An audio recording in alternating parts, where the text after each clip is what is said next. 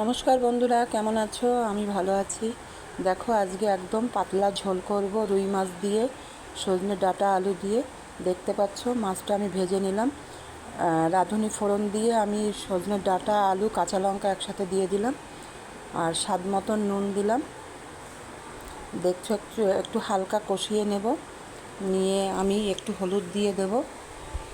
একদম পাতলা ঝোল, এই গরম পড়েছে আমাদের, এখন হালকা পাতলাই খাওয়া ভালো। এই যে সামান্য পরিমাণে হলুদ দিয়ে দিলাম। এই যে এখন একটু হালকা কষিয়ে নিচ্ছি।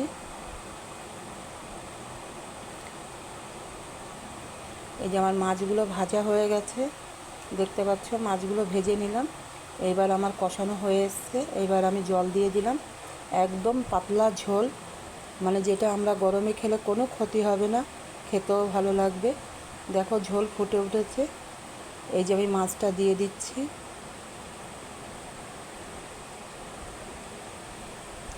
মাছটা দিয়ে আমি 2-4 মিনিট আর একটু ফুটিয়ে নেব।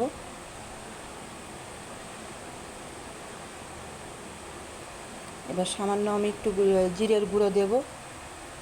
এই যে একটু জিরের গুঁড়ো দিয়ে দিলাম, কারণ এটাই আমি কোনো মশলাই দিইনি, শুধু হচ্ছে জিরের গুঁড়ো দিয়েছি, আর একটু ধনে পাতা দিলাম।